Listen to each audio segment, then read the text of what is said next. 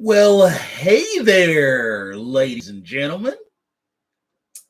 Welcome to another edition of Carolina Panthers Talk, brought to you by Blitzball Champ Gaming here on the U to the Tube. I am your host for this evening, Blitzball Champ Jason Ingram. So, I really just wanted to get on here and chat about the Carolina Panthers. Talk about quarterbacks. Talk about what the next move should be for the Carolina Panthers. And just really, this is really just going to be a general discussion about Carolina Panthers football and all that sort of stuff. And just, you know, just have a little time to just fellowship and chat openly tonight. It's been a pretty good start to the week. Had a great weekend. Got to do a lot of things that I haven't done before. Got to do some axe throwing, some skeet shooting. Got to go to Angus Barn for the first time. It was really cool. Skeet shooting was a lot of fun. I would totally do that again. It was a good workout too. It was a windy day, really windy day. Had a big old bruise on my shoulder from all the shooting, but hey, it was good. It was real good. But Carolina Panthers, there's still a lot of work to be done. And, it's quite a bit going on. I guess first off, let's talk about Cam Newton. So the word is that Cam Newton claims that there are multiple teams interested in him. He's trying to weigh his options to see what would be the best fit for him, but not just the best fit, but also the best fit as it pertains to winning a championship and then actually getting fair amount of playing time. I'm going to enjoy myself an orange as we're chatting. But it is apparent from his comments that he wants to bank on a team that'll put him in the best position possible to win a championship. Still something he hasn't done yet in his career, in his NFL career. So, not really sure exactly what teams are interested in him. They didn't really mention. I know that the Panthers, they claim that that door is still open. He just has to want to go through it, but haven't really mentioned the other teams that would want Cam Newton. But according to his comments, there are interests, but he wants to go to a team that's going to put him in the best position possible to win a championship. And I'm pretty sure he doesn't want to go back to Carolina. So I think the whole idea of Cam Newton coming back, I think is out of the question. I think that's something that we can bank on now and move on from. I mean, it is what it is, and I totally get it. But at the same time, I don't blame him. And at the same time, it's good to want players that want to be here. And if he doesn't want to be here, then there's no point in pursuing him. There's no point in pursuing somebody that doesn't want to be there.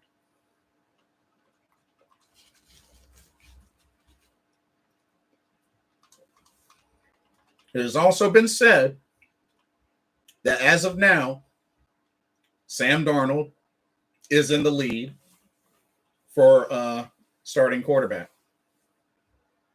But it has also been said that there will be competition. Hey, Khalil Wesley, welcome to the stream. He says, I just heard the Panthers are not locked in on quarterback this year. What does that mean? Well, it could mean a few things. It could mean that we might not necessarily draft a quarterback, or it could mean that right now we're set on Sam Darnold being our guy, but there will be competition. So I do feel like there will be another quarterback added in the picture at some point in time, whether it's the draft or through free agency. But right now, we got Sam Darnold, we got PJ Walker. I'm sure there will be one other, but I don't think it necessarily means that we're going to get a quarterback out of free agency. But we'll see. Khalil Wesley says Sam Darnold deserved a second chance with McAdoo. Well,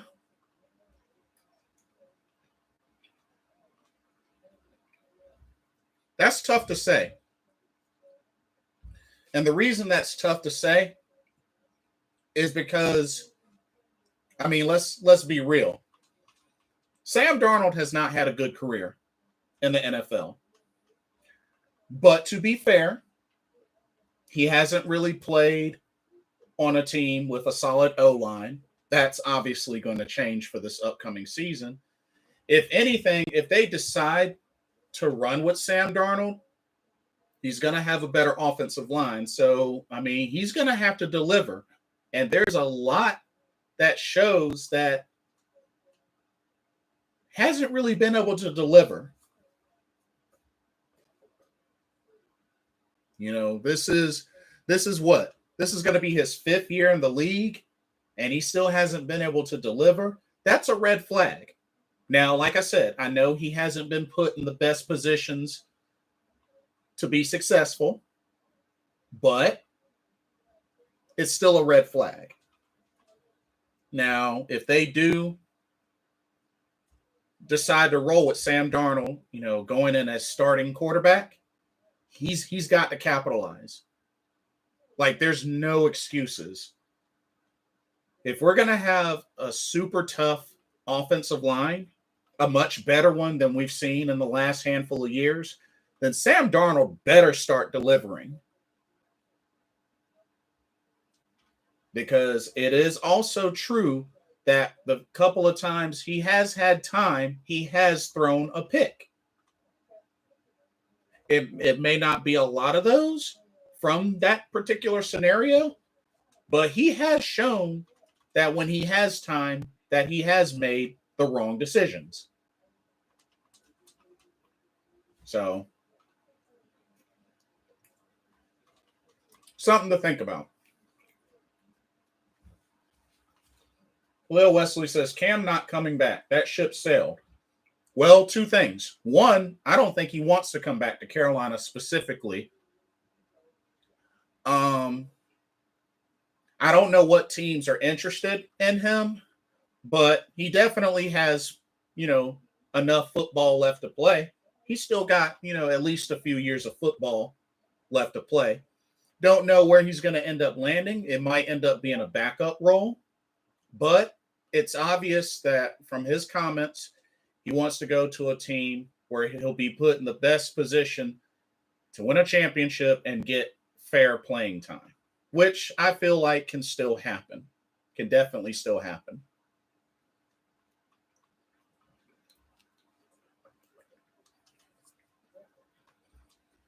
Hey, Sir HenAB50, welcome to the stream. Please trade back. I agree. I definitely agree that it is going to be very necessary that we trade back, especially not having a 2nd and a 3rd round pick. That's a huge gap between number 1 and number 4. That's a big gap. Says Carolina can wait for a quarterback in 2023. Yeah. Just rock with Sam Darnold. And you know something, Sir Hen AB? I was thinking that was pretty much what was going to happen just from the fact that Carolina picked up his 5th-year option. You know what I mean? That says a lot. When they picked up his 5th-year option, I felt like they meant to roll with Sam Darnold for more than just 1 year. You know what I mean? So I don't know. I just felt like it showed intent with that. Khalil Wesley says, have you ever watched these mock drafts? Are one of them true? I mean, mock drafts are what they are. They're mock drafts. I mean, at the end of the day, the NFL draft is the final say so. I mean, the mock drafts are there as for speculation of where certain players could fall to. You know, whether they end up becoming true or not, you just have to wait for the draft. I mean, that's why they're called mock drafts. You know, they're not the final draft. So that's what we have to take them as. And that's also a lot of different people doing mock drafts because they're going by what they feel like they would do. You know what I mean? Look at the schedule for next year. Yeah, the schedule is tough. It's really tough. I can pull that up. It's really tough.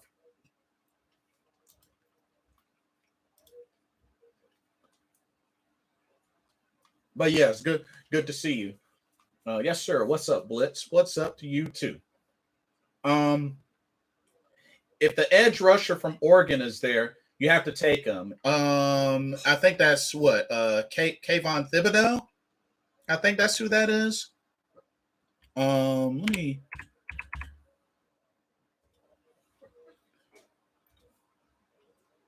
As a matter of fact, Tankathon has Carolina picking Kayvon Thibodeau at number 6. Now that you mention it, so either take him or Evan Neal, or the left tackle from NC State. Those are Pro Bowl players. Oh, you're talking about Ikem Ekwonu? Yeah, most definitely. Khalil Wesley says these mock drafts put us in a carousel. I mean, but at the same time, that you got to look at it as a mock draft. It's a mock draft. So, I mean, it's a rough draft of what could possibly happen, what seems to be reasonable to happen. And that's why it's constantly changing, Khalil Wesley. That's why it's constantly changing. That would complete the defense for sure. I'll even trade back if Kyle Hamilton is there. From what I've heard, his stock has kind of dropped a little bit, just a little bit. I think Kyle Hamilton's stock dropped just a little bit from what I've heard from his 40 times and such. Supposedly, I heard that he's had a little bit of setback, but I don't know how much it affects his stock. But that's what I've heard. That's what I heard. So definitely correct me if I'm wrong.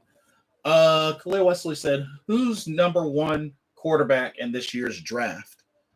I mean, it's hard to say. I mean, for Tankathon, they have Malik Willis going to the Falcons at number 8, and they have Kenny Pickett going to the Saints at number 18, Matt Corral to the Steelers at number 20, Sam Howell to the Lions at number 32. Wow, so they don't even have Desmond Ridder getting taken in round 1, apparently. Kyle Hamilton ran a 4.640. Oh, 4.640. Dang. No excuse. Him and Jeremy Chin are the same measurements. Chin ran a 4.43. Ah. Dang. Interesting. Okay. They actually have Kyle Hamilton going to the Jets at number 4 on the Tankathon mock draft. But, and the recent news, speaking of quarterback, the Saints are picking up Andy Dalton. So it looks like Andy Dalton's going to back up Jameis Winston. And apparently they're going to move Taysom Hill to tight end. They're going to move him to tight end. So right now in the NFC South, we got to deal with Jameis Winston. We got to deal with Tom Brady. And we got to deal with Marcus Mariota unless the Falcons do pick up a quarterback in the draft, which is very possible now. It is very possible they could land a Malik Willis or Kenny Pickett.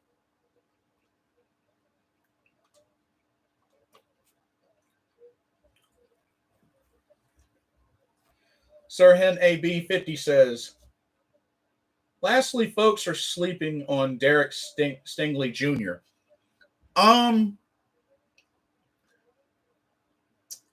I can't say that I have a favorite between him and Sauce Gardner. I can't say that I can pick one over the other. I would be fine with either of those two, to be honest with you.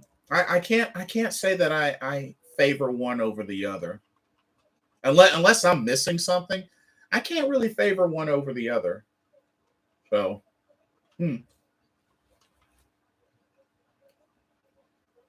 He checked Jamar Chase in practice every day, and it showed. Oh yeah? Oh shoot. That's a big deal. I mean, Jamar Chase was just in the Super Bowl, so hey, that's a big deal. That's a really big deal. Got to give some love for J.C. Horn. J.C. Horn, y'all, been putting in that work. I think J.C. Horn trying to show that he's ready for a sophomore comeback and blow up to be one of the next best pure shutdown cornerbacks in the NFL. J.C. Horn putting in that work, putting in that offseason work. J.C. Horn determined he going to be ready. Shoot. But I don't know, y'all. You know, thinking about the quarterback situation, I mean, drafting a quarterback, I mean, it's going to be risky regardless of who we draft at quarterback. Because, I mean, and not to mention, do they easily beat out Sam Darnold in the competition battle? You know what I mean? That's another thing we got to think about is if drafted, do they beat out Sam Darnold? Like guaranteed beat out Sam Darnold? I don't know. I would think probably yes, but it's not guaranteed.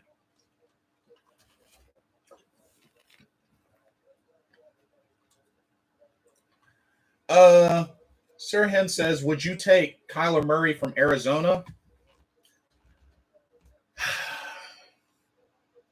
I like Kyler Murray. I mean, the dude's a 2-time Pro Bowler. I like Kyler Murray. I'm not sure what it would take, what we would have to give up to get him. But I do like the idea of a Kyler Murray. My main issues with Kyler Murray are his size, and I wonder if he's a playoff bust. I got a feeling he's one of those type of players that does well and then come playoff time is a bust. I hope I'm wrong, but it was pretty bad in last year's playoffs.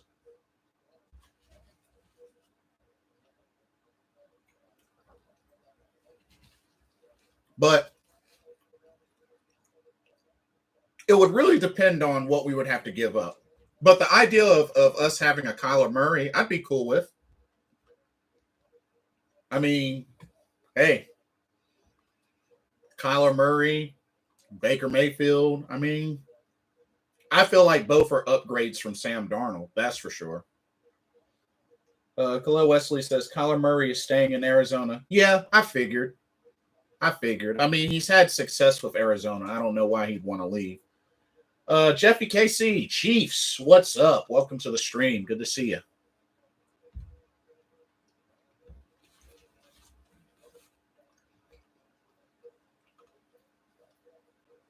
Dang, I can't believe y'all let go of Tyreek Hill like that. What the heck, man?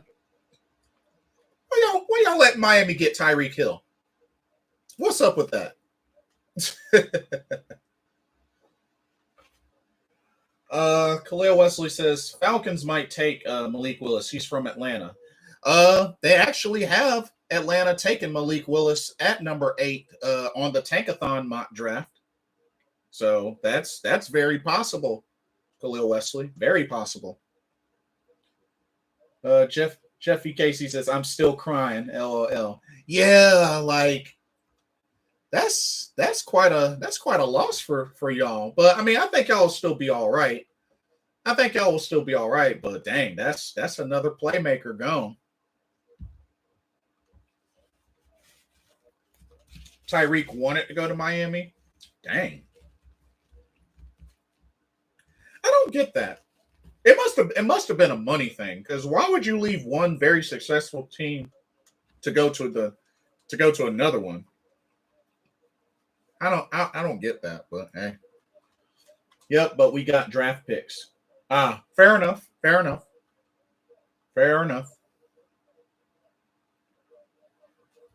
But yeah, I mean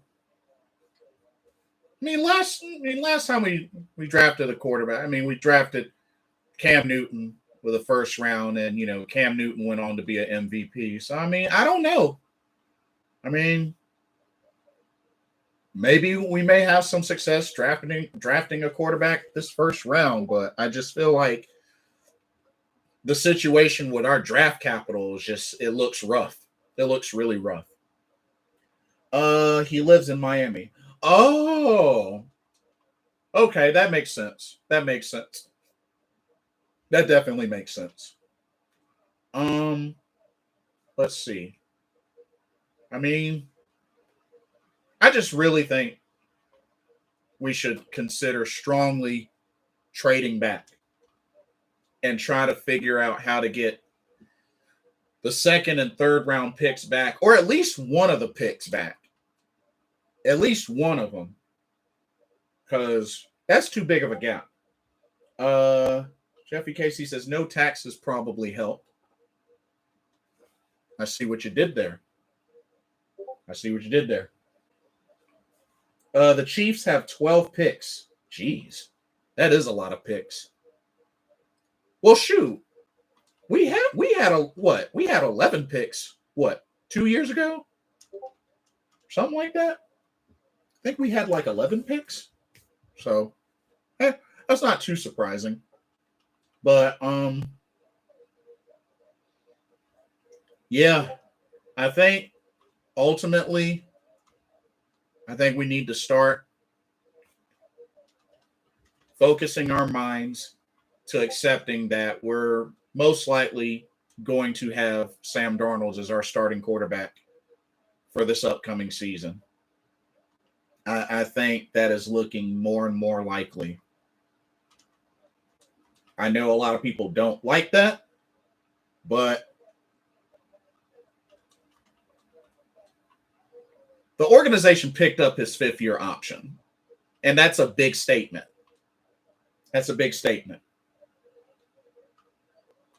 So,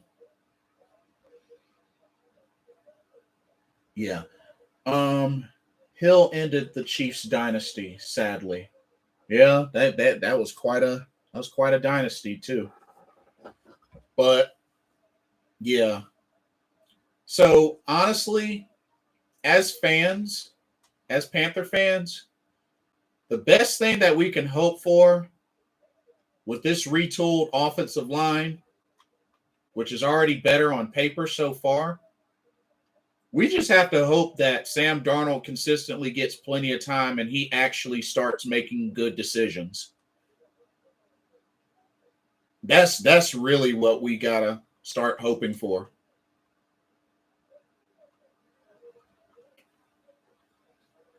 Because at the end of the day, as much as we don't want Sam Darnold, he's here. As much as we don't want Matt Rule, he's here. To some people, As much as some out there don't want Christian McCaffrey, he's here. So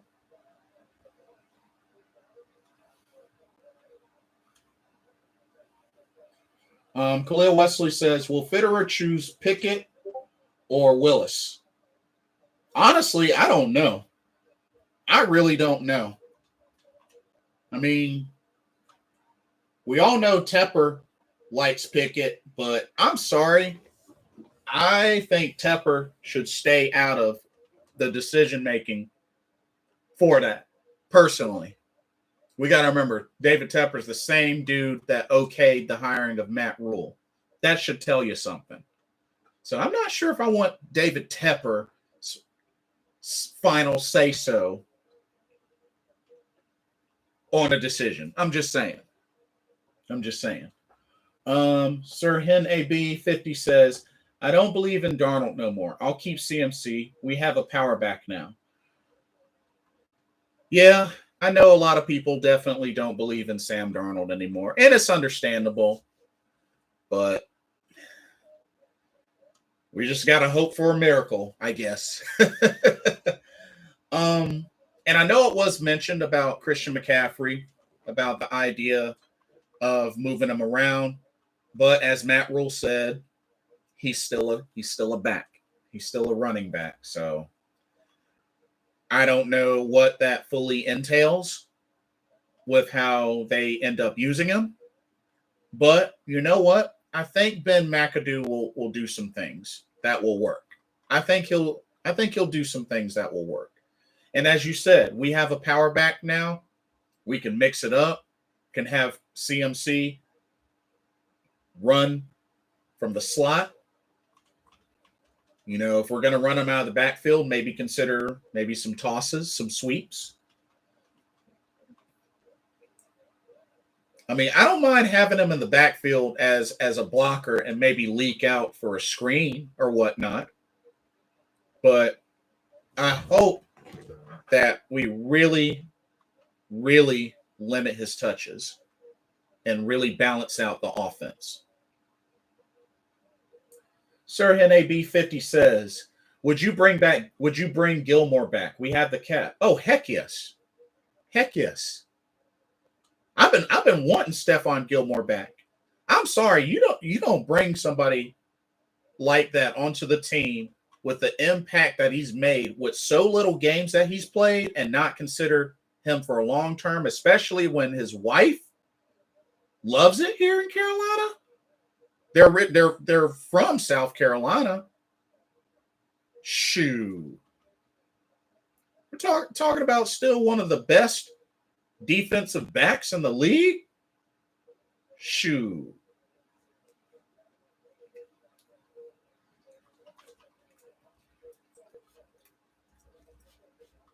We wouldn't have to worry about the secondary for a long while. We had a combo like Gilly.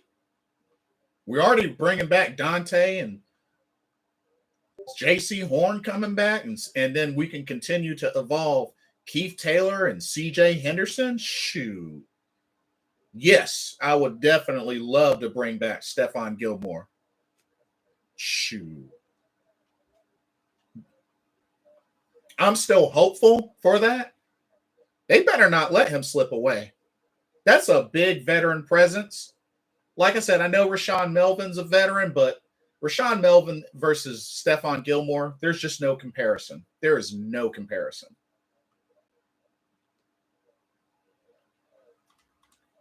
No, I honestly say yes. I would definitely bring back Stephon Gilmore.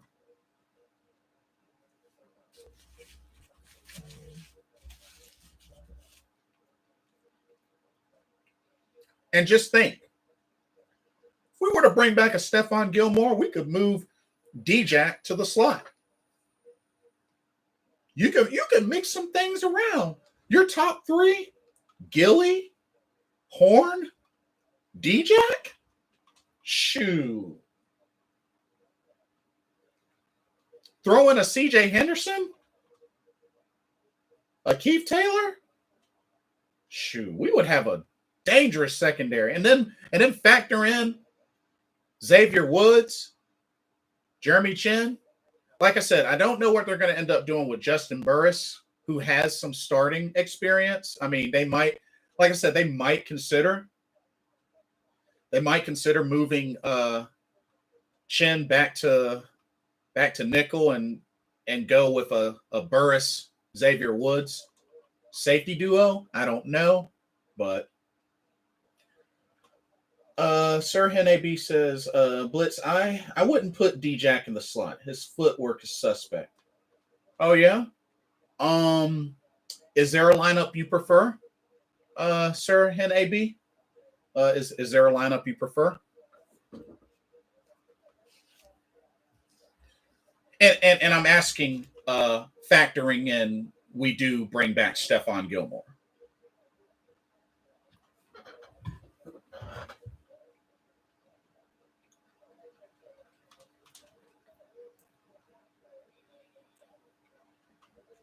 But you know, with this cap that we have currently, which I still think we have the current highest cap right now, something tells me they're preparing to make another big move. I really feel like we're going to make another big move before the draft. I really feel that. I really feel that. And if you ask me, I think the move should be either on the left side of the offensive line, whether it's guard or left tackle, or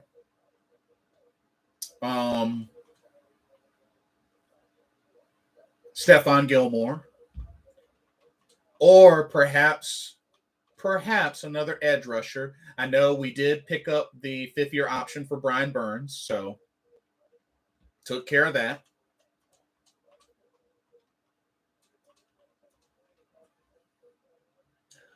Oh, interesting, Sir Hen AB50. Miles Hartsfield in certain schemes. I forgot. We do still have him. We do still have him. I mean, he has shown some flashes. I will give him that. That's intriguing, but that is a fair point. We still have him. That is another name.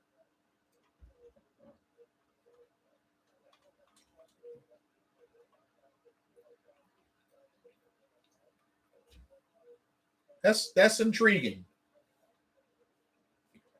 But yeah, I'm really thinking D line or left side of the O line.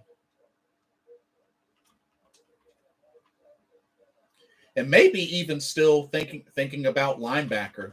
I still think we should really consider getting a true middle linebacker if possible. So I mean, there's options that we could do with the cap that we have. So just got to figure out how to capitalize. The thing with the offense, like I said, the run game. I mean, with Christian McCaffrey, we got Deontay Foreman, we got Chuba Hubbard. I think maybe considering a Hubbard Foreman combo in the backfield, C-Mac in the slot, perhaps. Sir Hene B50 says, if Dante Jackson was 195 pounds, I would move him to free safety. He can cover the top with his speed. Does he have free safety experience? I'm curious. Does he actually have? Sir Hen AB, Dante Jackson's 5'10". He's currently 5'10" and 180 pounds. So not quite 195.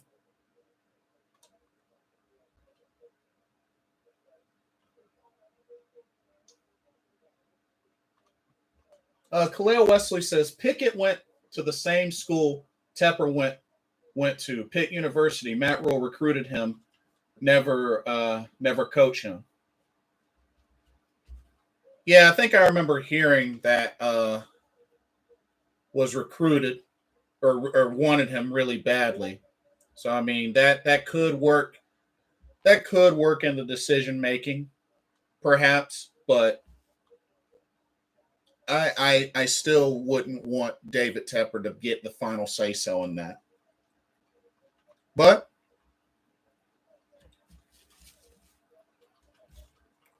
it could happen. It could definitely happen.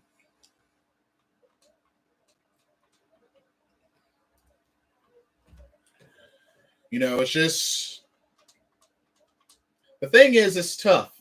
It's really rare to see, a rookie quarterback boom with success playoffs his first year. It's rare and it's not impossible, but it's rare. But anything can happen. That's one thing I will say. Anything can happen.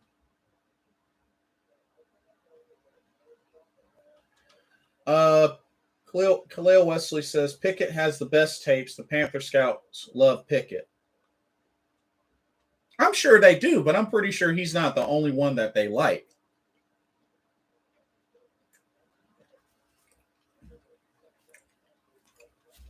And I think I think Matt Rule had dinner with Pickett, I think before the pro day. I think that's what the latest was. Matt Rule had dinner with him. So I'm sure they're trying to stir the pot on perhaps maybe gunning for Kenny Pickett. I think that's very possible. I mean, if they're having these meetings on the side and stuff like that, these get-togethers, maybe that is the direction that they're going. That could be the direction that they're going.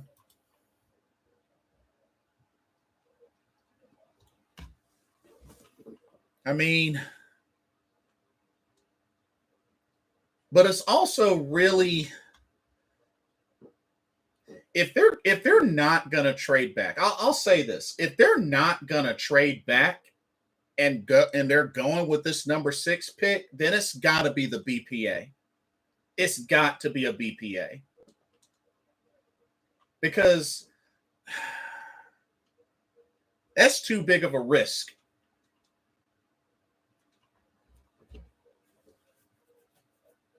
Hey, Nathan John, welcome. Hi, Blitz. I'm convinced they're taking a quarterback.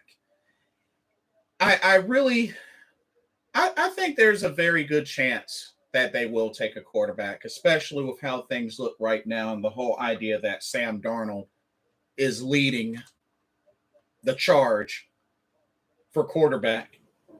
But yet Scott Fitterer wants to add some competition to some degree. Nathan John says, I don't think they are trading back. I think there's a better chance we trade up. Oh, so you think we'll trade up? Well, Carolina's at 6. The Giants are at 5. The Jets are at 4. The Texans are at 3. The Lions are at 2. The Jaguars are at 1. So, I mean,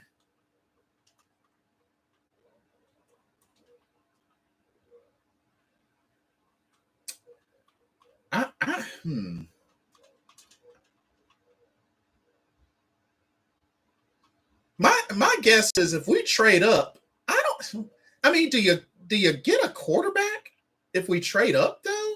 Because there's a lot of players, like a variety, whether it's edge rusher, offensive line, defensive back.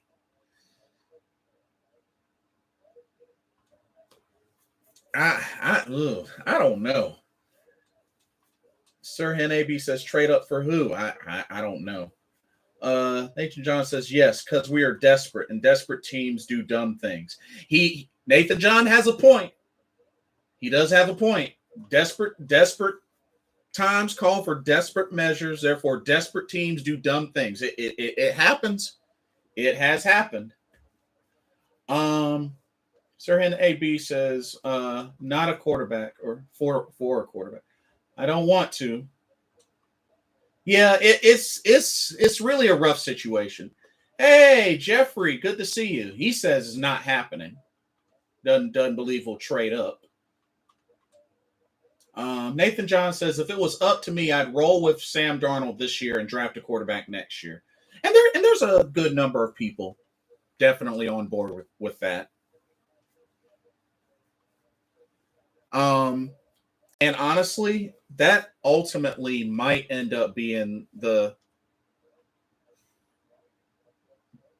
best and safest position, so that we could actually, maybe consider trading back and try to fill these other holes. Because we got to remember, we got some other holes to fill. Like I said, the left side of that O line definitely needs to be taken care of. Left guard, left tackle. I mean, I know we got Brady Christensen. I know we got Deontay Brown, but I think we should really give them some competition, because Cam Irving ain't it.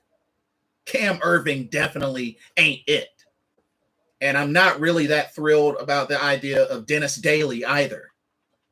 So I think we need to load up on that left side, give Christensen and Brown some competition, let them battle it out. And then linebacker, that middle linebacker spot. And then we got to think about, do we, another edge rusher? Nathan John says, I'm just thinking what the Panthers will do. Seems to me Rule and Tepper have a hard on for Pickett, and they won't want to miss out on him.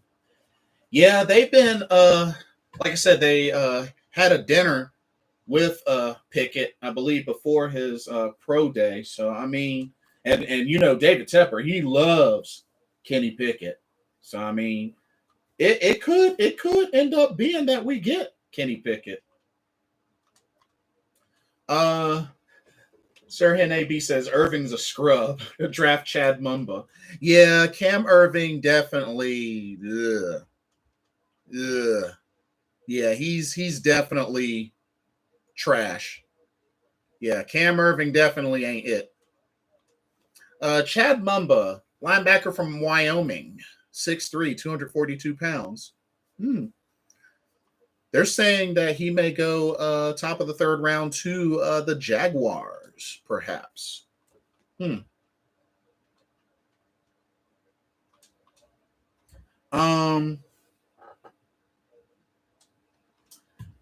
Nathan John says, could see us moving up to number 2 or number 3. Apparently the Lions are getting calls for teams wanting to move up. Interesting. Very interesting. Ikaim Hanan, welcome to the stream. I know it's off subject, but Dragon Ball Z Super, or Dragon Ball Super, is the greatest anime ever. Well, I still haven't started Dragon Ball Super, so I still got to do that. But I have to say, currently, right now, my all-time favorite anime is Cowboy Bebop. But, like I said, Dragon Ball Super is still on my list. And I do plan on owning that as well, because I do love me some Dragon Ball Z. Watched a lot of Dragon Ball Z, so hey.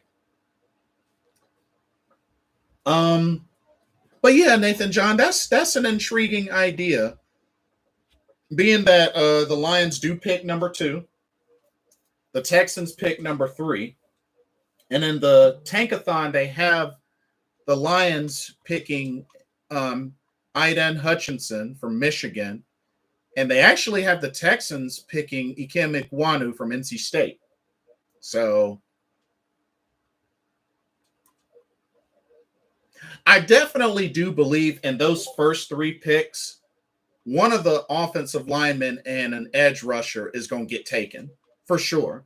I definitely feel for sure that in those first 3 picks, an offensive lineman and an edge rusher is going to get taken.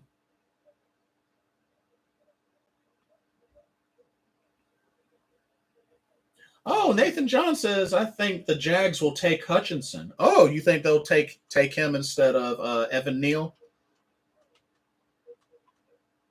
Because I know they've had them. I know at one point they had the Jaguars picking Kayvon Thibodeau and then Aiden Hutchinson, and then for a while it's been on Evan Neal. So I don't know. Oh yeah, that's right, Nathan John. You're right. They did franchise tag Cam Robinson, and he plays left tackle. That's a good point. That is a good point.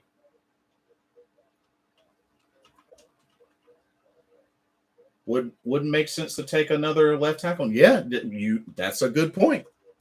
That is a good point. Although I was really, really bummed that we didn't capitalize on Andrew Norwell, but he's going to the Washington Commanders.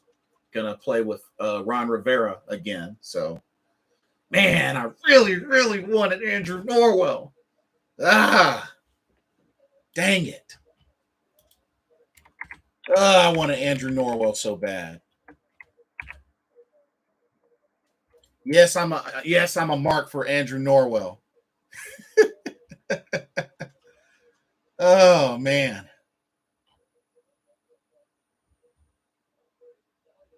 I really wanted Andrew Norwell. Oh well.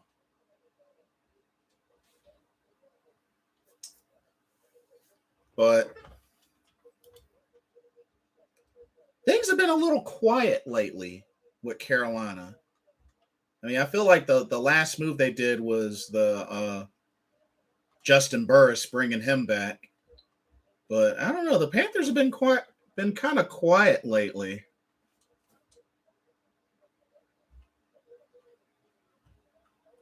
I think they're brewing up for some sort of big move. I really do. Nathan Johnson says, just Shy Smith being an idiot of late. What a moron. Oh man. Nathan John, dude, my heart hurt when I heard the news, bro, about Shy Smith. Oh man, I was fuming. Like, but you know something? Something makes me wonder if some sort of personal issues went down, or just something going on in his life. I'm sorry, but if you're making $3.4 million, you got a $3.4 million contract, and you're selling weed. That's not normal. That's not normal. You making that much money and you're selling weed? I mean, I don't know. We know that he's going to miss OTAs because his court day is on the second day of OTA. Oh man, I was really, really hopeful for Shy Smith because of the flashes he showed this past season, but honestly, he might not even make the 53-man roster. And in all honesty, he might not even make the 53-man roster.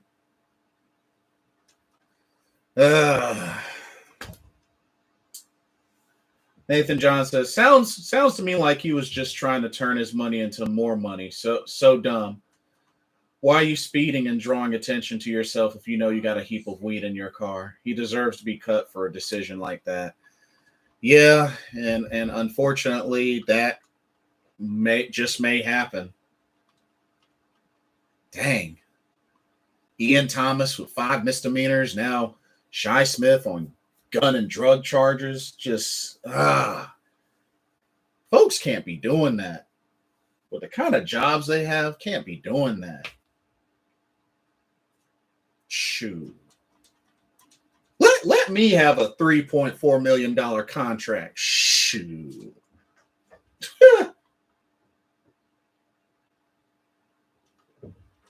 Dang. Nathan John says, like you said in the video yesterday, can understand why we signed Rashard Higgins now. Yeah. I mean, I figured it was gonna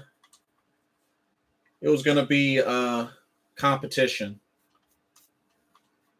Sirhan AB 50 says they are young blitz.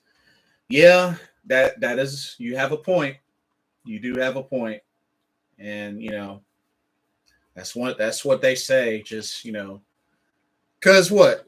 He's like what? 23, 22? Shi Smith ain't that old. Shi Smith. What is he? 23. So yeah, I mean he is young. He's definitely young. So I mean, yeah. If anything, I hope he learned his lesson. I really hope he learned his lesson. He might get dropped from the team. He might get a second chance elsewhere. But after going through that, I really hope he's learned his lesson. I really do. Jeffrey says, I just hope we fix our lines. That's where football starts. We need studs on the D line to get at the quarterback and stop the run. And the O line that doesn't look like something off the SpongeBob show. Well, I think definitely on paper we've really improved the O line. Definitely we've improved the O line on paper. And we've done a little bit of work on the D line. We've done a little bit of work on the D line. So we still could do more on the D line, but they're doing a little something. Sirhan AB 50 says, I would still draft another wide receiver. I could see that happening in the later rounds, perhaps. I could definitely see that happening in the later rounds. Nathan John says, getting busted for personal use is a lot different to distributing. Can excuse that. Still a lot of free agents out there. Facts. Yeah, I mean, selling it. Yeah. Selling it really, really bad. Wouldn't be surprised if we do something else. Well, no, I got a good feeling with this cap that we have. I think they're prepping for another big move. All I can say is keep an eye out. I think they may be prepping for another big move. I still want Stephon Gilmore back, but I think they're prepping for another big move. It's just tough. We got so many unanswered questions about the quarterback position. David Tepper's not really talking to the fans, addressing the fans. If anything, Scott Fitterer is doing a lot of talking. And Matt Rule was just recently at with the Florida Gators giving a motivational speech. So I don't know, y'all. Gutless wonder, David Tepper in hiding. Yeah, and it's not a good look. It's not a good look, So I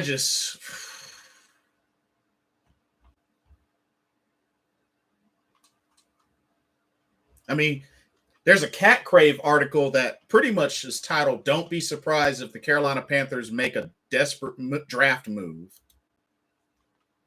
I mean, and even one was talking about the idea of getting Sauce Gardner as a luxury. So, I mean, I don't know. But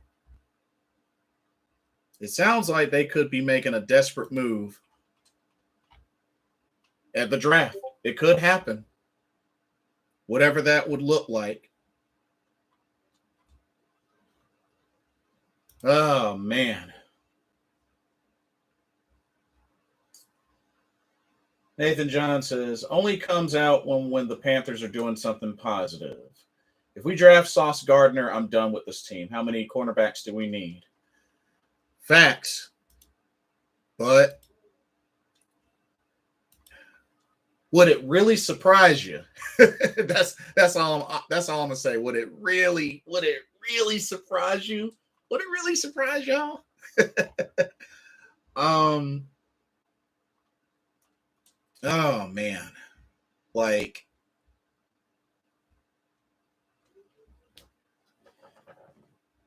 Nathan Count says, yes, it would. I would fall out off my chair watching the draft. Dang. Well, at least you're honest. But I mean, and then yo, we've even got some analysts that truly say that none of the quarterbacks would really be able to top the potential of a Sam Darnold. Now that I don't know about that, but all I know is Sam Darnold, he can't make any excuses.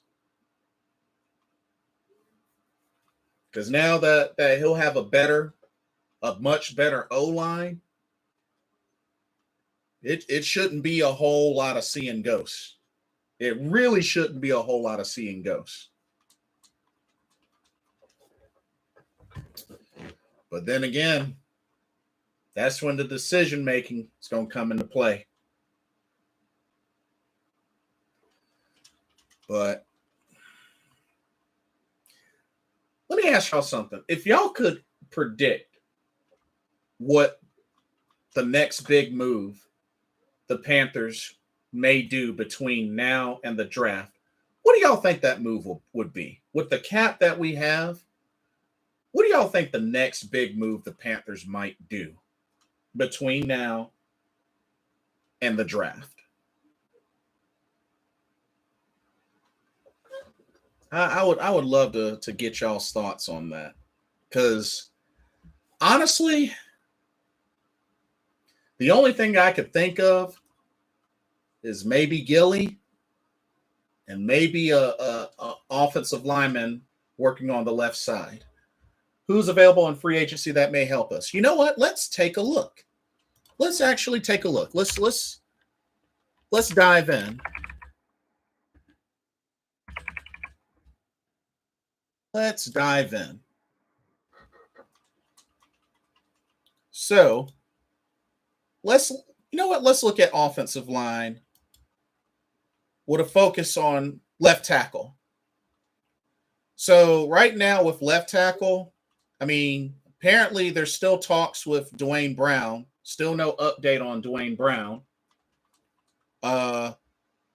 There's Eric Fisher. There's Jason Peters. There's Nate Soldier. There's Riley Reif. And there's Julian Davenport. So I'm thinking probably Dwayne Brown or Eric Fisher might be something they look at.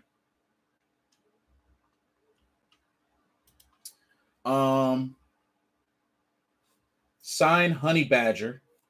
I don't think Honey Badger's available. If I remember correctly, I don't think Honey Badger's available.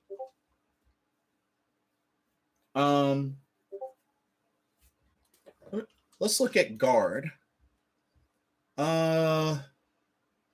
See at guard. There's Richie Incognito.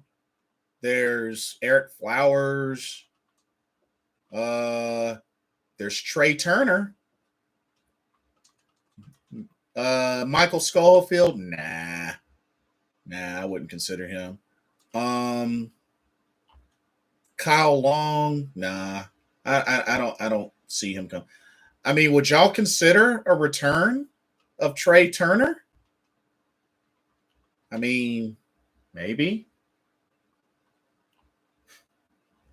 Oh, okay. Honey Badger is still available. Oh, okay. Gotcha. We don't need another safety. But Sir Henab has a point. We could upgrade from Justin Burris. I mean, a Tyrann Mathieu, Xavier Woods combination would push Jeremy Chin back to nickel where he was first successful at. So, I mean, that's That's an idea.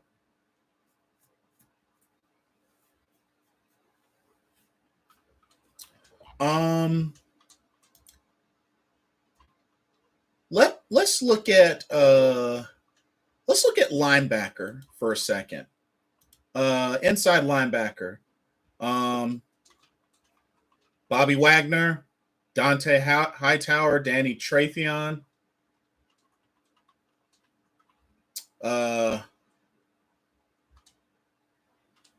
Quan Alexander. Shoot, I would love a Bobby Wagner. I would love a Bobby Wagner, to be honest with you.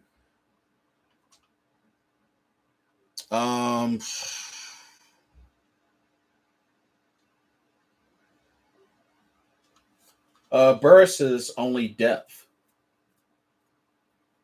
Oh, so you don't think Burris will?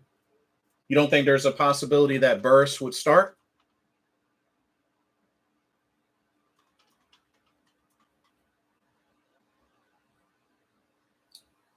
Jeffrey says trade Matt Rule for nothing and give Sam Darnold a penny so we can get a good trade. Now you.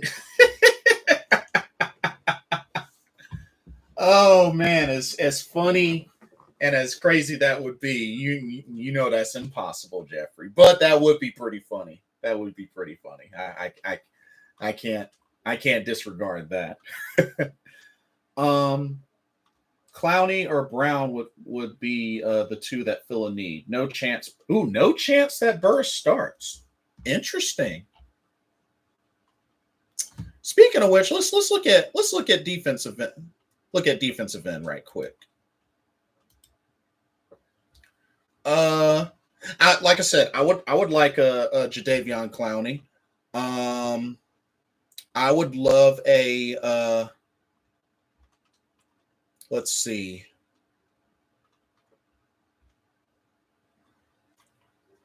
I mean, Jadeveon Clowney would probably be my first choice. Maybe DeMarcus Walker.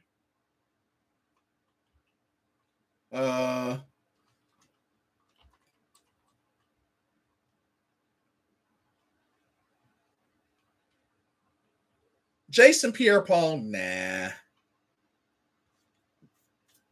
Maybe a Mario Addison. I wouldn't mind. I would entertain the idea of bringing back Super Mario. Be a great veteran they could learn from.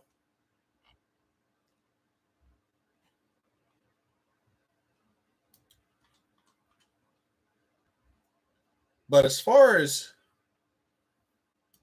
linebacker though, especially inside linebacker, I mean, Bobby Wagner, Dante Hightower, Danny Trevathan. I don't even know how to say that name correctly. Those stand out to me personally.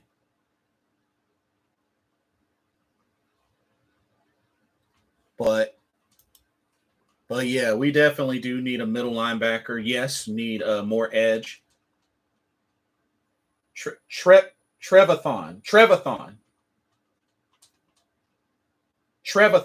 Like marathon?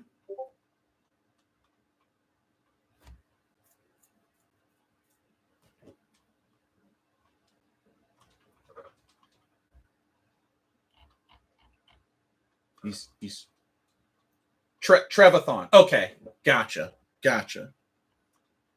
Cool.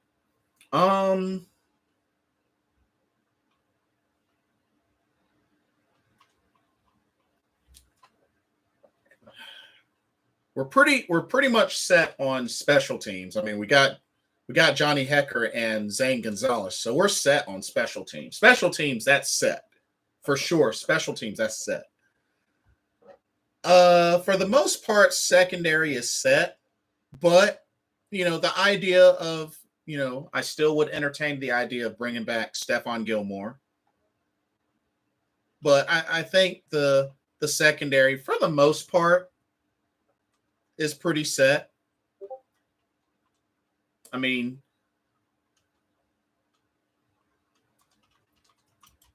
I mean, looking at safety,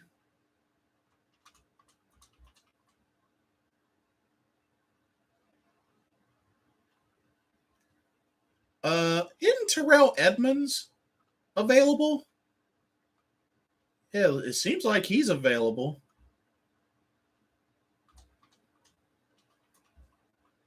Although we are bringing back Sean Chandler, which it is another. Well, see, that's the thing. We're bringing back Sean Chandler, so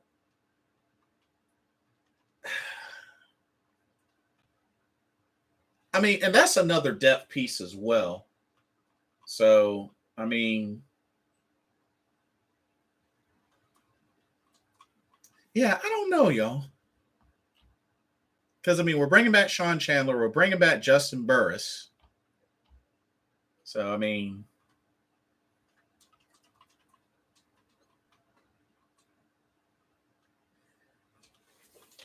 Sirhan AB50 says Chin's cover skills are not that good. That's a fair argument. I mean, after all, he was first successful at the nickel, almost won defensive rookie of the year. Well, let's keep it real. He should have won defensive rookie of the year. I'm sorry. I've never even heard of a game where the same player gets two fumble recoveries for touchdowns. That's not normal. I'm sorry, but that's not normal.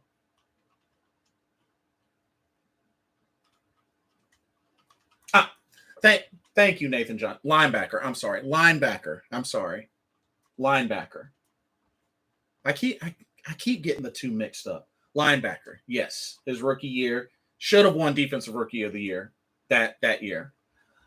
Jeffrey says if Sam balls out, we're all going to feel stupid with this O-line, and defense will just watch Matt Rule's head get balder and grayer at every interview. I mean, I don't know if will necessarily feel stupid, but it'll just be, hey, they finally got it together and got things right. I mean, at the end of the day, I don't think anybody's going to complain if we end up being successful with Sam Darnold and Matt Rule. It just looks like it's very unlikely. But if it happens, then hey, kudos to them. Like I said before, if we make the playoffs, then yes, Matt Rule deserves to keep his job another year. Absolutely. Absolutely. If Sam Darnold plays a big role in getting us to the playoffs, which would be his first time ever getting to the playoffs, then yeah, he deserves to stay. So I mean, it's just something to keep in mind. I mean, I hope for their sake they do bounce back and get it right, or else they're going to be out of here. Because it's like I said before, I think with this season, it's playoffs or Matt Rule is out of here. Because like a lot of people says, this is year number 3. If Ron Rivera can do it, then Matt Rule better do it. Just saying. I remember Gronk killing him, especially. He got torched by a few tight ends in his rookie year. Yeah, that's a fair point. Put up or shut up time, Matt Rule. Facts. Because so far, Matt Rule has not shown that he is worthy of a 7-year contract. He hasn't shown that. And the team has not improved in his first 2 years. They haven't improved. And I'm sorry, but 7, 6, 7, 8 games and no playoff appearance, that ain't an improvement to me. I'm sorry, but that's not an improvement to me. Like I said, if Ron Rivera can do it on year 3, then Matt Rule better do the same.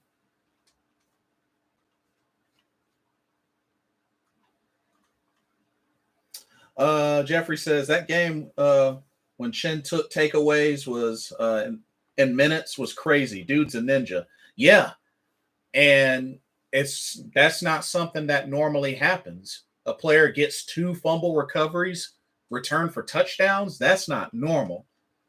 But yet Chase Young ended up winning Defensive Rookie of the Year, which, I mean, let's keep it real. He had a bigger name.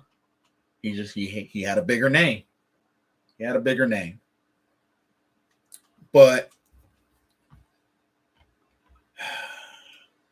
I really think that we're either going to go another big name on the offensive line, perhaps a big name linebacker, or Stephon Gilmore.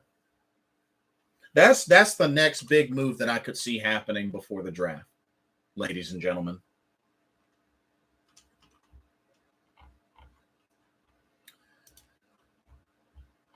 Oh, man.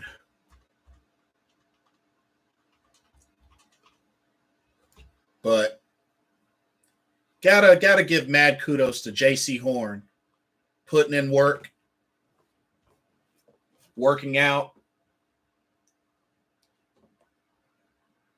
improving his craft. Don't be surprised if J.C. Horn has a breakout sophomore year. I'm telling y'all, keep an eye out for him. Don't be surprised. I will say this.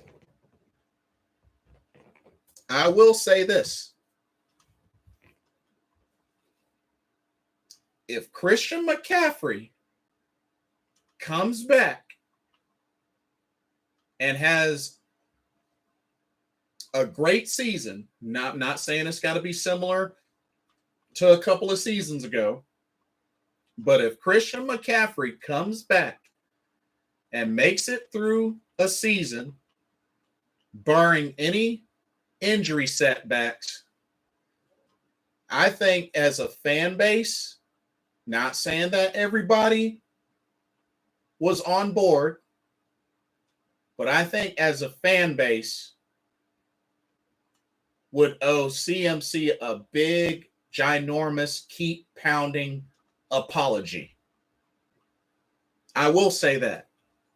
If Christian McCaffrey comes back this season and has a great season and makes it through, barring any big injury setback, I think as a fan base, we owe him a big apology. Because as much as there are a lot of CMC fans hoping for his recovery, hoping that he can bounce back and still do what he's been able to do before, there is just as many fans out there that said he's busted, he's broken, he's done, he's glass, all that. Get him out of here. There was plenty of that from this fan base. Because while we may not like Sam Darnold,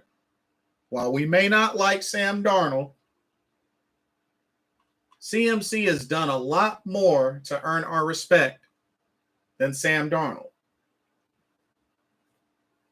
Nathan John says he is glass. Now, I have to disagree. I got to disagree.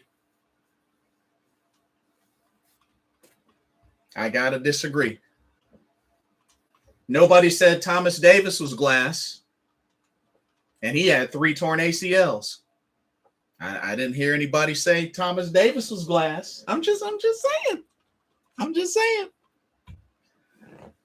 I think if he comes back and blows it up, I think we owe him a big apology. And I'll be the first. I'll be the first one. I'll even lead the charge of apologies. I'll be the first one to apologize. I have no problem with that. I'll do y'all a favor. I'll lead the charge. I'll lead the charge. Because ultimately, I feel like he's just had a spring of bad luck. I think he's had a spring of bad luck. It's unfortunate, but that's the way it is. Okay, seriously, what the heck is up with all the videos on Facebook with folks removing ticks? What the heck? That's is that the trend now? People posting videos with people getting ticks removed from them. What the heck is going on? Like, am I missing something? Golly. Ugh. Um, doesn't mean he can't come back. He's been absolute. He's has been absolute glass for the past 2 years. I mean, what can you say when you're being used in 90% of the offense, tons and tons of touches? I mean, it's going to eventually catch up with you. That's all I'm gonna say. It's going to eventually catch up with you.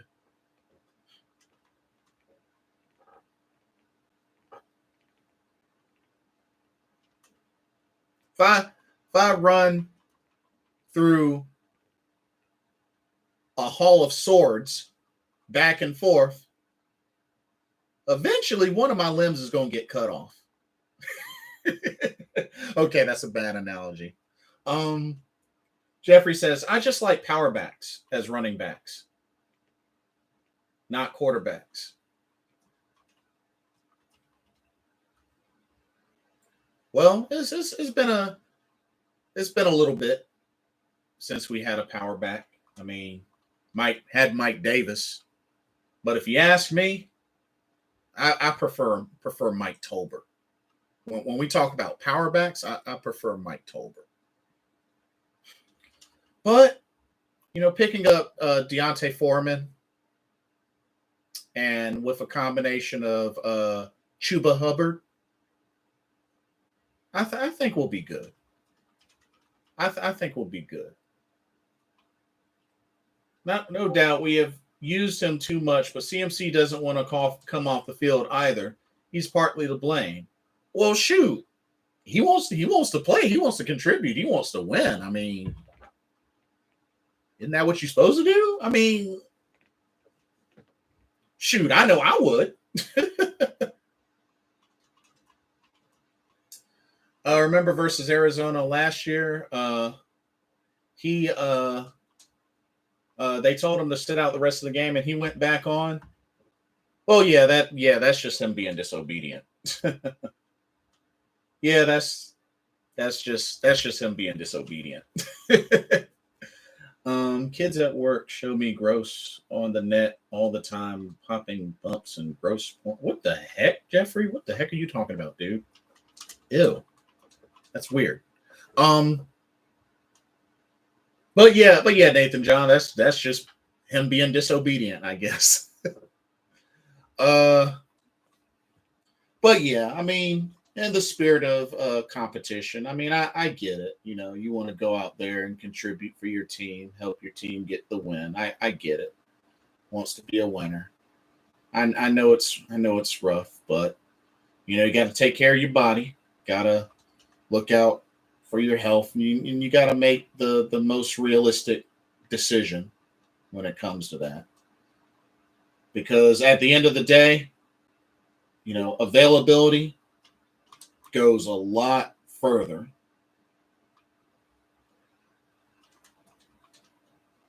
Yeah, but in garbage time, that's just stupid.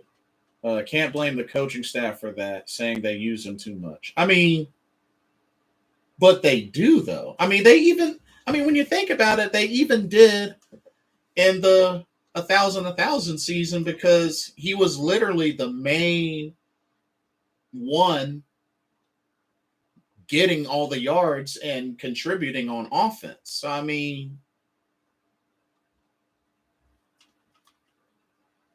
he's not the one that calls the plays. He just executes when his numbers call. We have to also look at that. So I mean,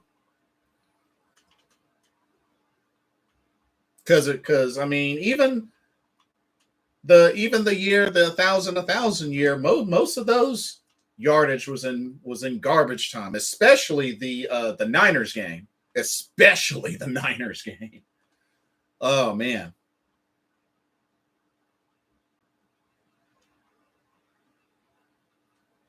I mean, but here's the thing. Like, is the coaching staff enforcing it? It's one thing to say and suggest, but if you're not enforcing it, then I mean, it's just kind of like how as a kid, if my mom tells me to do something and I don't do it, and there's no sort of punishment or whatnot for me not doing it, then I'm gonna keep doing it. Shoot, she ain't gonna do nothing to me. She might tell me not to do it, but what's she gonna do if I don't? Nothing. You know what I mean? Like, there's got to be some sense of enforcing things. Now, while I do admit, yes, he should do like he's told, of course, coach, player, player, coach. Yeah, he should do as he's told. But if there's nothing to enforce that, sometimes folks will just be like, well, it's not like I'm getting punished, so I'm going to do it anyway. I know this because I've been immature before, so I can vouch for this because I've been immature before. uh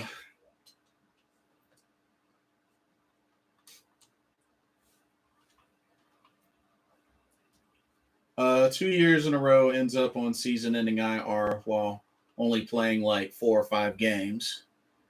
Uh, I mean, was he? Well, yeah, he was on season-ending IR. I felt like this last season they just deactivated him, but then again, I have to remember the Miami game. The Miami game. Can't say he's been overworked when he's only played 4 or 5 games. But I mean, but you also have to look at the snaps, though. You have to look at the snaps, though.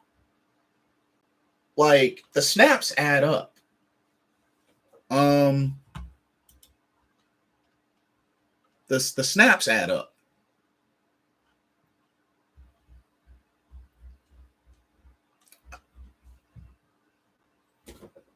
I mean, and like I said, I get it.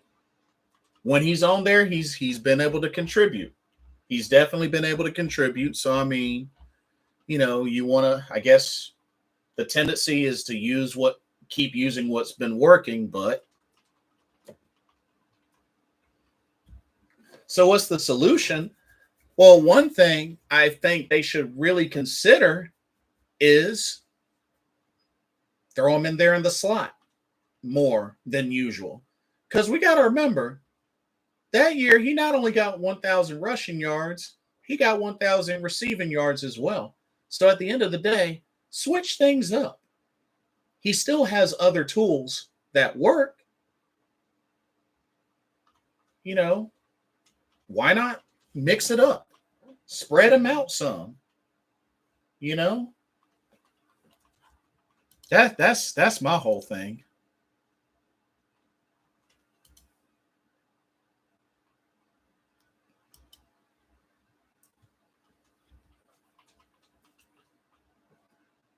Rule has already said it's not happening, and CMC doesn't want to. Wait, I thought in a recent interview he said that the idea would be entertained, but that at the end of the day he's a running back. That's what I thought was said.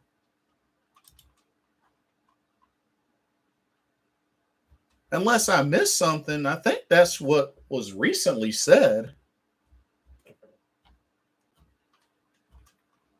Which I mean, it's understandable because I mean, He does have a point.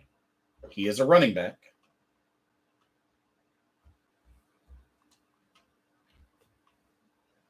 Yes, he's saying that it would be entertained. Well, that but that's the thing though. We gotta wait and see though. We gotta wait and see. Like, new offensive coordinator.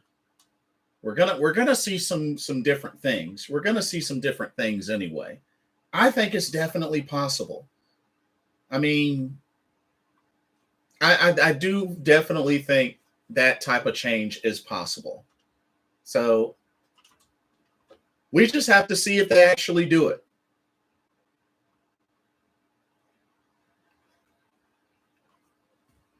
And I mean, you have to also look at some other things that they're doing. They've restructured his contract, and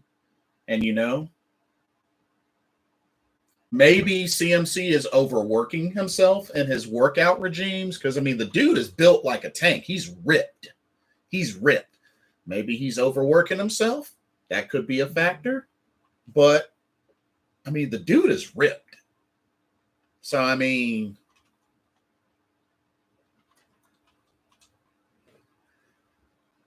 I don't know. It's just like I said. If Thomas Davis can do it, why can't him? That's all I can really say. If Thomas Davis can do it, why not him? I give up. um Jeffrey says, I think I was the only Panther fan who wanted Jay Stu when we drafted him. He was a power back. We already had Williams. Smash and dash. Hope our coaches look at the past. We could run the ball down any. Well, here's the interesting thing about that, Jeffrey. Word is that the way our offensive line is being built is to be run first. Is to be run first, then open up for the play action. So I think the running game, I think that's going to be our bread and butter. So we'll see what happens. Like I said, Chuba Hubbard had a pretty decent rookie season, filling in for C-Mac. Deonta Foreman, definitely made an impact in Derrick Henry's absence. So, if anything, if you ask me,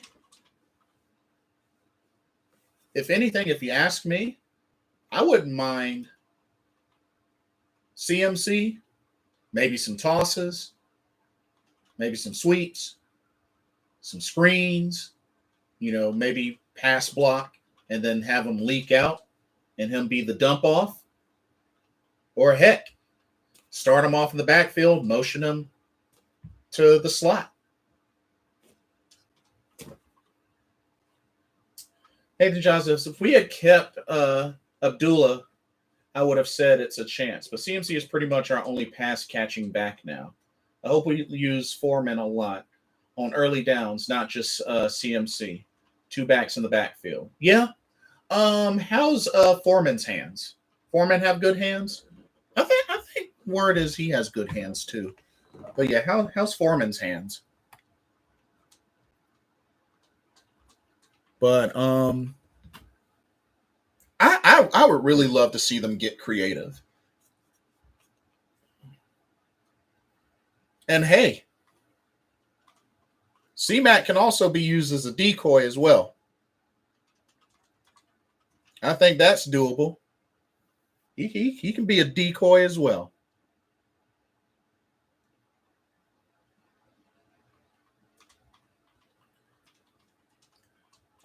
Better than Chuba Hubbard, but he's not an elusive pass catcher like CMC. Yeah, Chuba. I hope maybe in the offseason that's something Chuba can improve on. Is his hands. I hope he could definitely improve his pass catching, because that's something that Chuba definitely struggled with. But I mean, he did get one receiving touchdown. He got one receiving touchdown, but he He's definitely not known for pass catching. But I think Chuba will definitely improve. I do. Oh, um, all right, Nathan John. Thanks for stopping by. Always good to hear from you. Uh, I wanted to point out something else. So, what do y'all think of the change of the overtime rules for the playoffs? Because apparently they were approved by the NFL owners that both teams are assured at least one offensive possession. So, what do y'all think about that change? It passed with a vote of 29-3. But yeah, this is only for the postseason, not the regular season.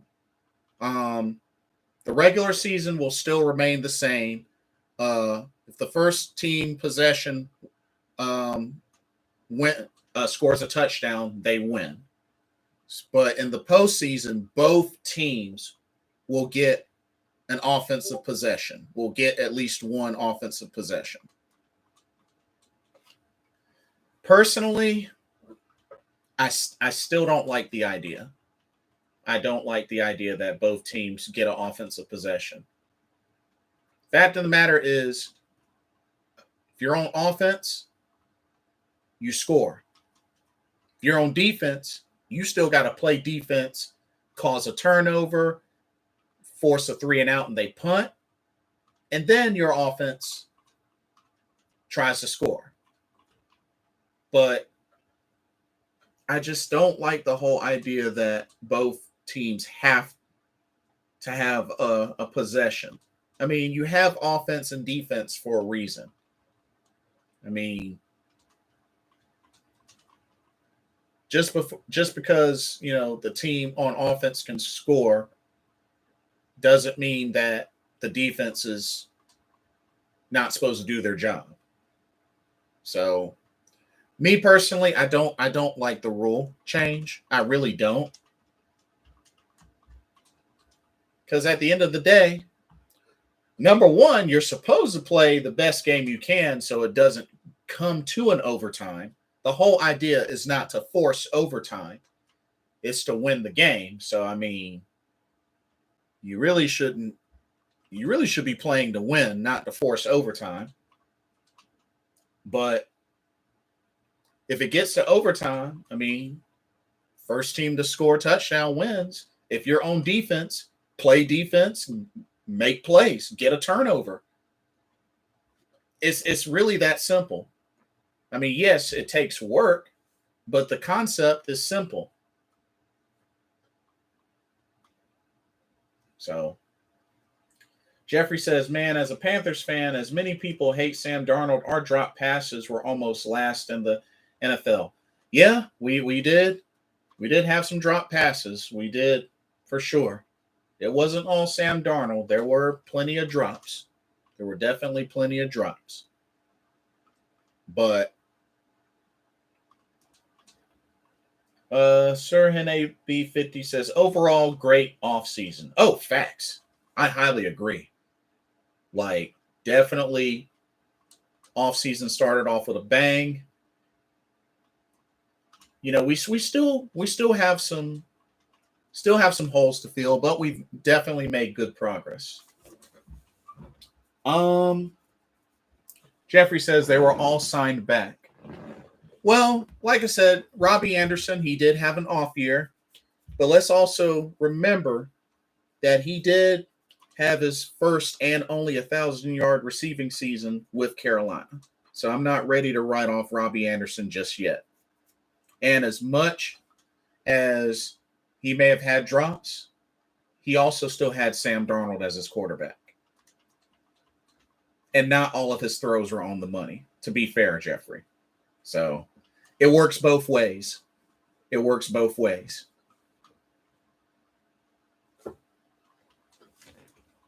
And personally, yes, Robbie Anderson is replaceable. I agree. But if we're not able to replace him, I have no problem giving him another shot.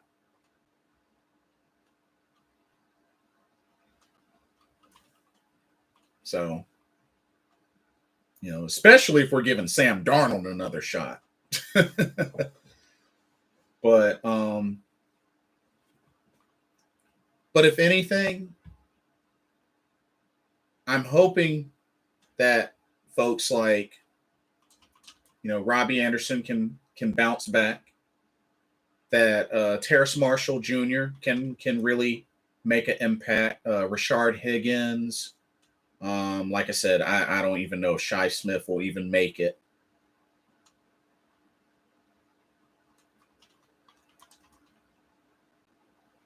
Khalil Wesley says these have oh you retracted it.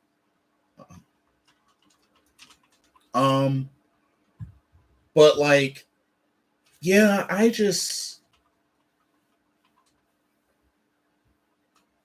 do not like those overtime rules. I really don't. But yeah, Terrace Marshall, I hope to see something. Brandon Zylstra, we brought him back, so maybe we'll see even a little more Brandon Zylstra in the offense as well. He who has made some plays in the receiving game. He has made some plays, so might be an opportunity we see Brandon Zylstra work a little bit more special teams and in the offense. We'll see what happens. But as a matter of fact, let me look at the receivers that we have, because I'm curious. Let me just look at the receivers that we have so far. DJ Moore, Robbie Anderson, which I know we extended DJ Moore, so he's staying for a while. Brandon Zylstra, and like I said, I know we have Shi Smith, but that's probably not going to last.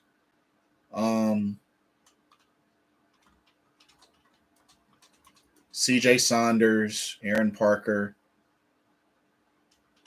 I mean, yeah, we probably could afford to draft another wide receiver though, or get another wide receiver added, especially if we don't end up keeping Shi Smith. Lord Christmas, what's up? Love the stream. Keep it up, Blitz. Would you rather us trade for a veteran quarterback and draft offensive tackle, or us draft a quarterback and roll with Christensen at left tackle? If Willis is, I'd say draft him at 6 and roll with Brady at left tackle. First off, good to hear from you. Secondly, I really feel like we got to trade back. I think we got to trade back. Because picking at 6 and then not having another pick until round 4, that's too big of a gap. That is way too big of a gap. I think, personally, I think we trade back. We can still get, offensive linemen. I'm definitely okay at getting another left tackle or left guard and let them compete with Brady Christensen and Deontay Brown. But I really, really feel like we need to get another pick, like second and third, or one of those two. But that's too big of a gap. Now I understand we've addressed a good number of moves in free agency. I'm all for that. It's just and the talent is definitely loaded at offensive tackle, but I really feel like the best move would be to trade back, and we may have to flat out sacrifice another season with Sam Darnold as our quarterback, but with everything else kind of built strong. Trading back is a great move for sure. If we could trade back, accumulate picks, and get Trevor Penning, that would be clutch. Oh, I agreed. I can agree with you on that, Lord Christmas. Khalil Wesley says, these mock drafts have us picking Willis. He's not a franchise quarterback. I see him as a backup. These mocks change every week. Do we believe mocks drafts Tepper wants Pickett? Well, here's the thing, Khalil Wesley. How do we know that Willis is not a franchise quarterback? How do we know that Kenny Pickett is not a franchise quarterback? And these other quarterbacks. We have to also remember grades and everything, that's cool. But each one of these quarterbacks are coming in the same picture, the same draft, the same ordeal, which means they're on equal playing field. They're on equal playing field. Any one of these quarterbacks, I feel, are capable of blowing up. Because as much as they're capable of blowing up, they are also capable of busting. It would be unfortunate, but Kenny Pickett has just as much of a chance to end up being a bust as each and every one of those other quarterbacks as well. Because there's no guarantee. We can only base off what we've seen. And these guys are coming out of college. Haven't set foot in the pros yet, but they're coming out of college. That transition is not an easy transition. It's not. Look what it's done to Justin Fields. Look what it's done to Trevor Lawrence.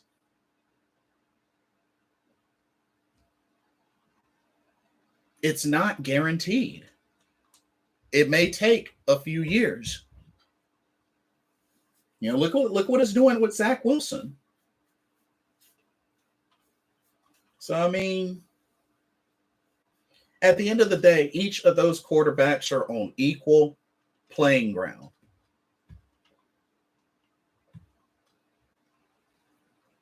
So, it's up to the owner or GM to make the pick. And that may be the case, but as of right now, I don't trust David Tepper when it comes to talent. That is why we have a GM for that specialty. Remember, David Tepper vouched for Matt Rule, and you see how that's been working out to this day. I don't trust David Tepper when it comes to talent. I don't. I have no reason to. Sirhan AB50 says, Scott is not an idiot. He's the trade back king, master of negotiation. Definitely showed that. Last season. Jeffrey says, you tired, friend? Me too. Get you some sleep. Put a video out tomorrow. I'm down. I probably will, Jeffrey.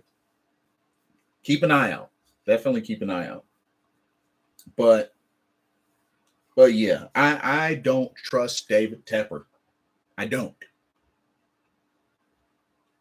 Shoot, I'm a Dallas Maverick fan, and I don't even like Mark Cuban. Oh, I can't stand Mark Cuban.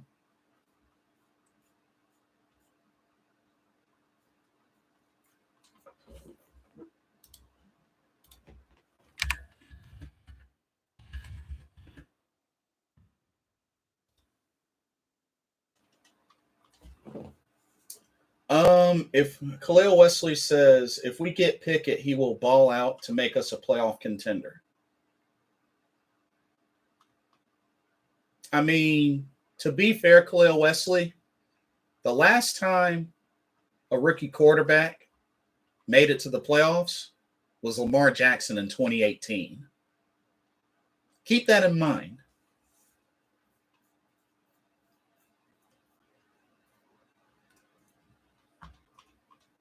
Not to mention, he was the last rookie quarterback to start a playoff game.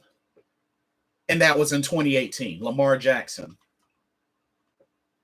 So I don't really know how we could be so sure that Kenny Pickett specifically would get us to the playoffs. Would be nice, but I wouldn't guarantee that. It would be hard for me to guarantee that. Lord Christmas says, I think regardless of what happens, we need another quarterback on this roster. Sam Darnold is depressing at times. He is altogether to be honest. Yeah, of course, having more competition at quarterback would go a long way. And, there's a lot of folks out there that would be an upgrade over Sam Darnold, indeed.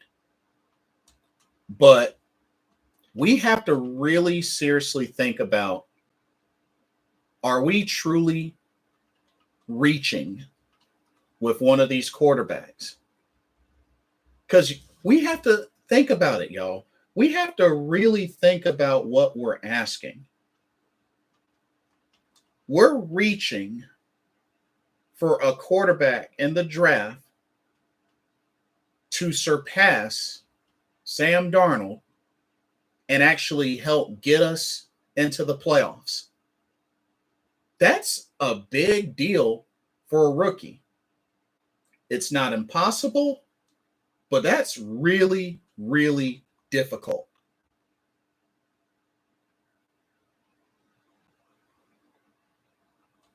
And it's rare that happens.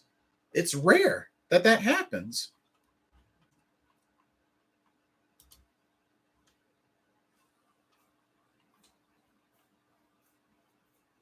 And here's something to think about. Only 12 rookie quarterbacks have started a postseason game from 2011 to now. That's not that many. That is not that many.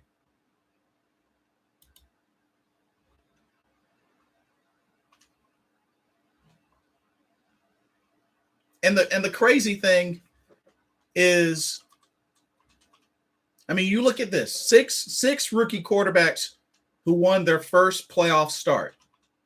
It's only happened 6 times. 7 if you include Mac Jones.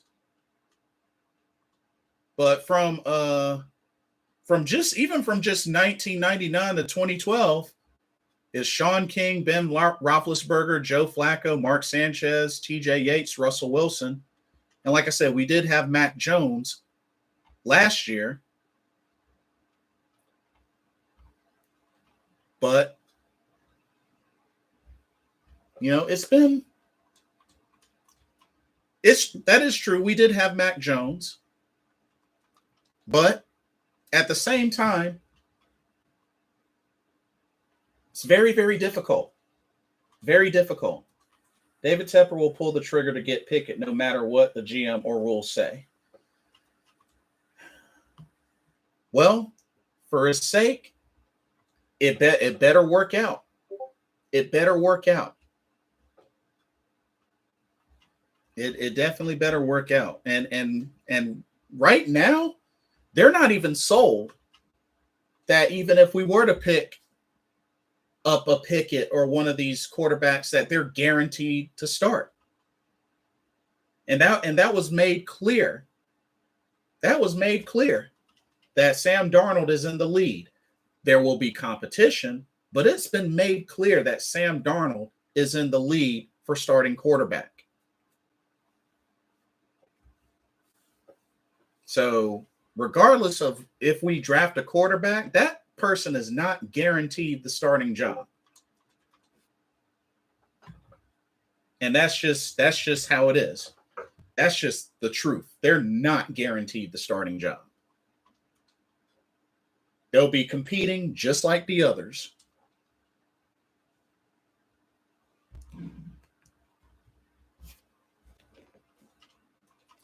So that's competition for a reason.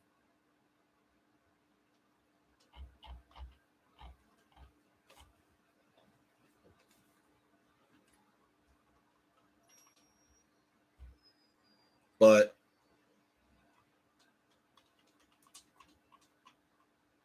I really strongly suggest that they trade back.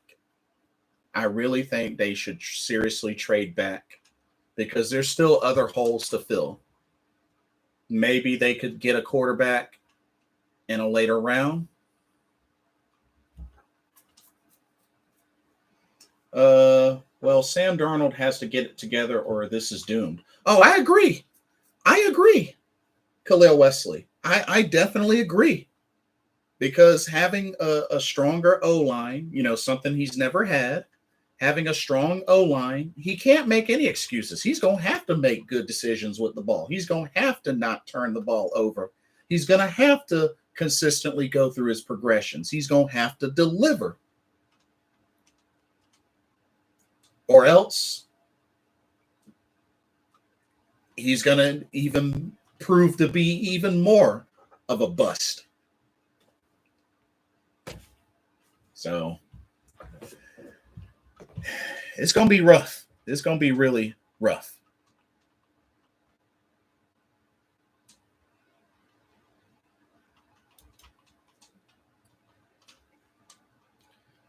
Joe Brady messed up last year.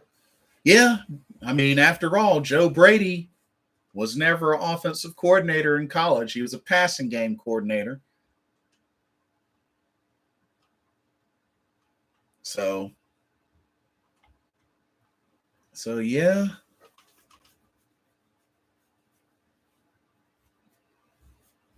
And then we also have to keep in mind that while Mac Jones was in the playoffs, they did lose.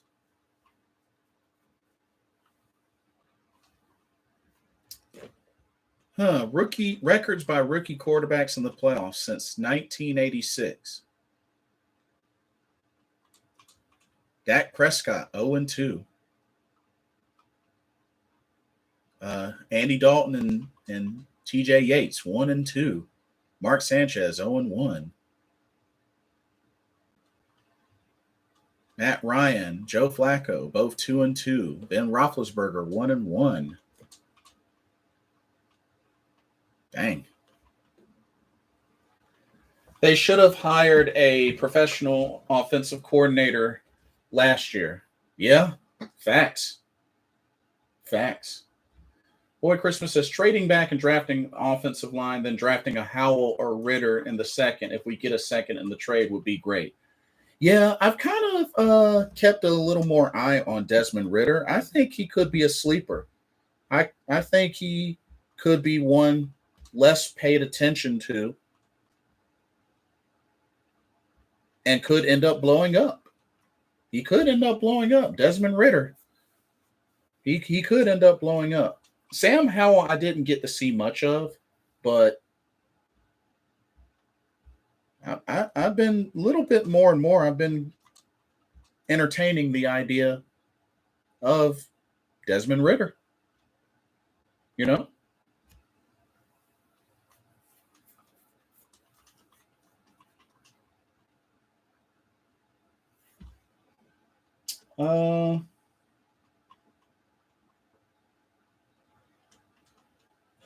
Ooh.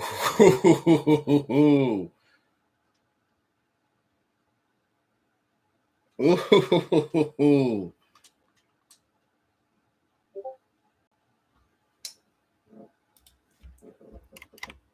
Okay.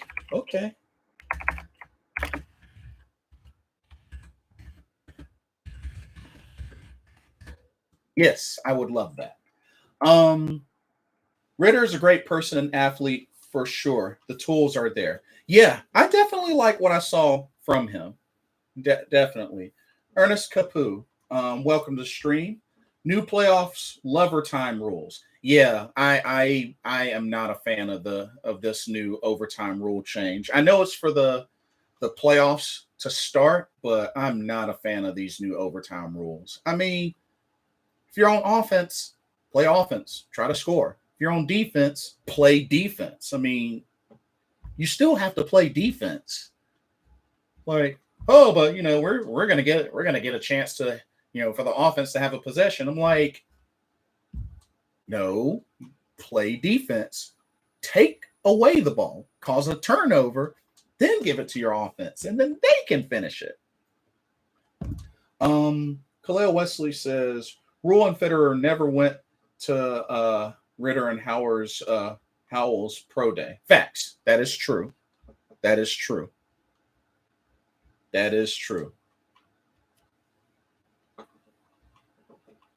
That is true. Um, but yeah, not a fan of the overtime rules. But yeah, there's still quite a bit up in the air. Where will Cam Newton land?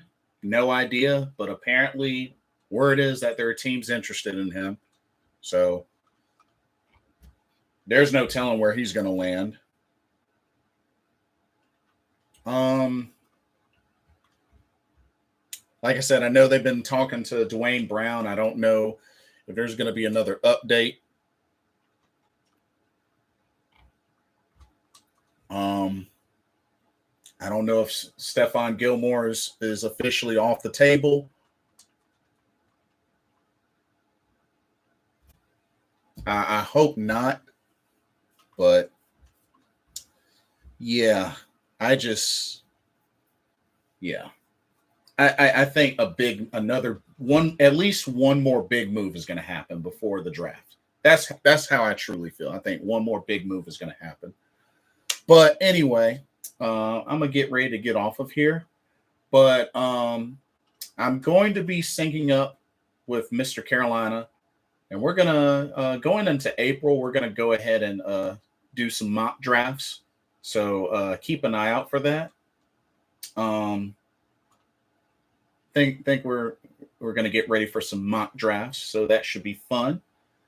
And yeah, let's just hope for another big move or two as we continue to prep for the draft, get this team built, and try to do some damage next season. Because, like I said, it's going to be a tough season next year. Like the opponents we have, it's really tough. Because I mean, not only do we play the NFC South twice, Falcons, Saints, Bucks, but we got to play the entire we got to play the entire NFC West and the entire AFC North.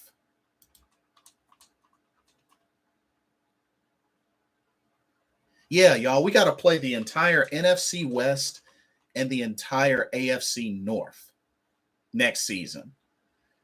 And remember, we lost last season to the entire NFC East. So, which is pretty embarrassing. So we got to really, and another scary thing is both the away games against the Rams and the Bengals, and of course, they just played each other in the Super Bowl. So, yikes. We gotta really capitalize in this offseason in preparation for the schedule. Because it's gonna be a stinger. Bushin Ryukat says, I'm gonna have to look at the Carolina Panthers now. They got a better shot than my Jets. Although your Jets almost came back and beat us last season in that first game. They did start to come back. Lord Christmas says, take it easy, Blitz. Have a great night. Great stream, man. Our Panthers on paper look better, but hopefully translates to the field. I hope so too, bro. I really do. I'm hopeful. But we'll have to wait and see. We can only hope for the best. Bushin Ryu Cat says, me in New York, I felt that. Yeah. And my former boss is a hardcore Jets fan. So, me and him, we but yeah. And I'm hoping to definitely get a chance to go to a game or two this upcoming season. So here's hoping. I definitely want to catch one or two games this season. But we'll see what happens. But anyway, like, comment, subscribe. Don't forget to hit that notification bell so you know when I go live and when I upload videos.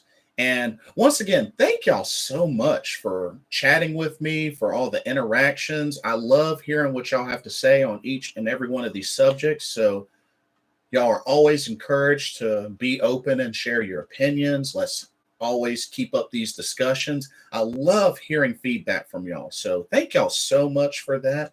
Like I said, feel free to always, feel that you can be open and that you can share. No holding back. I respect y'all's opinion just as much as y'all respect mine. So I definitely loves y'all's interacting and just being able to share with me as much as I share with y'all. So thank y'all so much. Couple of more comments. Thank you too, man. Have a great night, bro. Thank you, Lord Christmas, and you as well. Jeffrey says that's what I have saying about defense. Get some sleep, friend. Yeah, I'm on the way. Jeffrey. Bushin Ryu Cat says doing some VF later. I might hop on. I might actually hop on and do that. I know if not tonight, definitely planning to Thursday for another VF Arena session. So definitely be on the lookout for that. But I might hop on before that. So just keep an eye out for me. But anyway, thank y'all so much. Keep pounding. We love you, man. Love you too, Bushin Ryu Cat. Thank y'all so much for all the love and support. Hope everybody has a blessed day tomorrow and a continued blessed week. Keep pounding no matter what. And I will see y'all very soon.